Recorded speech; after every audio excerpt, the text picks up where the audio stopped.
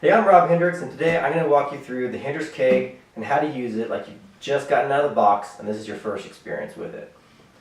So the first thing to remember with the Hendrix Keg is you're dealing with beer, so you need to keep things clean. The Hendrix Keg uses a tri-clamp. You might not have ever seen these before, but they're really simple. It's just a clamp that keeps everything tight and keeps everything clean. These are used in the brewing industry all the time. So now you removed your tri-clamp, you're ready to take your tap out. You just simply turn it and remove the tap. Now your tap is out and you have your keg ready to clean. You need to take your keg and clean it just like you would a growler. While you're over there cleaning it, remove the tap tube and clean the tap tube and the tap body as well. So now that your keg is clean, you're ready to go get some beer in it. You take it down to your local brewery.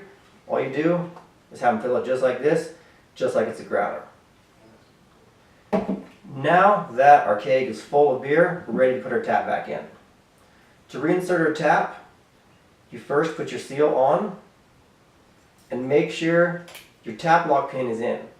You need to have this in because if your tap is on and you install this, beer is going to start coming out your tap. So make sure your tap lock's in and reinsert it. Now you take your tri-clamp, wrap it around the tap, and screw it down just like a bolt. Doesn't have to be super tight, just snug. Now that we got our keg full of beer, we're ready to put some CO2 in.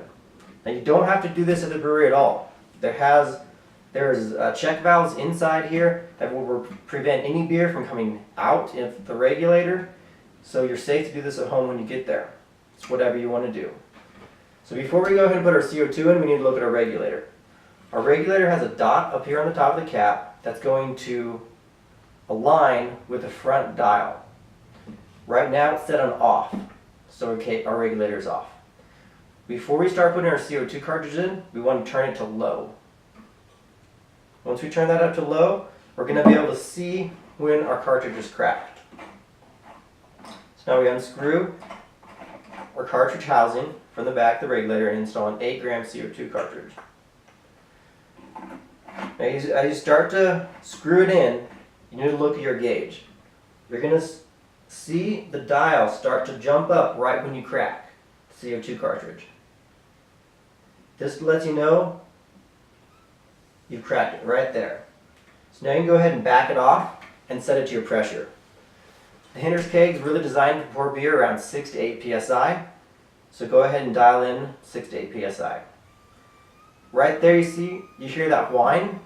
That whine is the CO2 going through the check valve, which is there to prevent beer from coming back into the regulator. Once the keg is pressurized, that whine will stop. So now that we've gone ahead and filled up the keg with CO2 and beer, we're ready to pour a pint. To pour a pint, you simply pull your tap lock pin out and store it in the cap. Now, pulling forward dispenses beer and pushing back will stop the flow. We like to keep a little shot glass in the fridge with it to catch the last few drops of beer. It's not going to keep leaking on you, but there's always going to be about 1 or 2 drops of beer in here that are going to drop out after you're done. So that's how you use a Hendrix Keg. Cheers!